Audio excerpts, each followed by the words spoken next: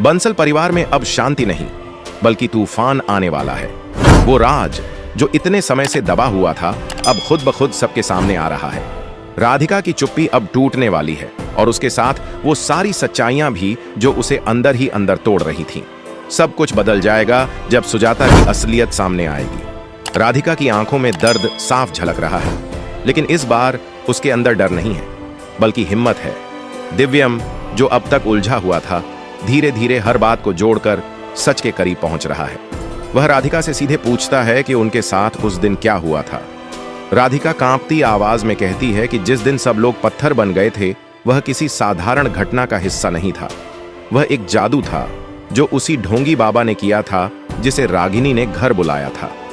और जो कंगन राधिका को पहनाया गया था, वो सुजाता ने जानबूझकर उसे पहनाया ताकि वह गायब हो जाए और कभी लौटकर न आए।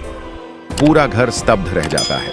हर किसी की निगाह सुजाता पर टिक जाती है, जो खुद को रोक नहीं पाती और घबरा जाती है। दिव्यम की आंखों में आक्रोश है। वह अपनी मां से पूछता है कि आखिर उसे यह सब करने की हिम्मत कैसे हुई। वो कैसे अपनी ही बहू की जान के साथ खेल सकती है। तभी जगमोहन, जो अब तक सब देख सुन रहा था, गुस्से में उठता है और सुजाता के गाल पर जोरदार थप्पड़ जड़ देता है। उसके चेहरे पर झटका साफ नजर आता है। सुजाता टूट चुकी है। वह फूट फूट कर रोने लगती है और कहती है कि उसने ये सब सिर्फ सोनू के लिए किया। वह सोनू को खोना नहीं चाहती थी, उसे बस अपना बेटा चाहिए था। लेकिन दिव्यम अब शांत नहीं बैठता। वह सबको बताता है कि न तो रागिनी उसकी पत्नी है और न ही सोनू उसका बेटा। वह अब ये झूठ और नाटक नहीं चलने देगा। रागिनी गुस्से में चिल्ला उठती है कि अगर वह गई तो सोनू को लेकर जाएगी। सुजाता तुरंत रोते हुए कहती है कि वो सोनू को जाने नहीं देगी, लेकिन अचानक वो बेहोश हो जाती है। सभी लोग इधर उधर भागते हैं, कुछ पानी लाते हैं, कोई डॉक्टर बुलाने की बात करता है। इस सब के बीच राधिका एक बार फिर अपनी आवाज उठाती है। वह पूरे आत्मविश्वास के साथ सबको बताती है कि कैसे सुजाता ने उसे खत्म करने की साजिश रची, कैसे उसे कंगन पहनाकर गायब कर दिया गया।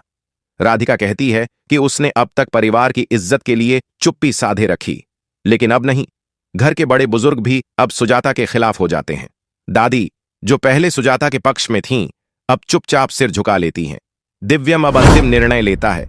सुजाता और रागिनी को इस घर से जाना होगा। वह कहता है कि अब यह घर केवल सच्चाई पर चलेगा, झूठ और धोखे पर नहीं।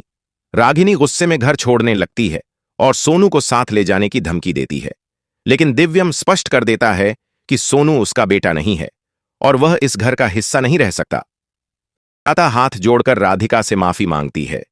वह कहती है कि उसने बहुत बड़ा गुनाह किया है और वह अब हर सजा के लिए तैयार है। राधिका उसे देखती है। उसकी आंखों में कोई नफरत नहीं, बल्कि सिर्फ थकान और दर्द है। वह कहती है कि वह उसे माफ कर सकती है, लेकिन यह सब कभी भूल नहीं सकती। कहानी का अंत इस भाव के साथ होता है कि राधिका अब कमजोर नहीं रही। वह अब खुद के लिए खड़ी हो चुकी है और बंसल परिवार, जो झूठ और छल से बिखर चुका था, अब सच और इंसाफ की नींव पर फिर से खड़ा होने की कोशिश कर रहा है।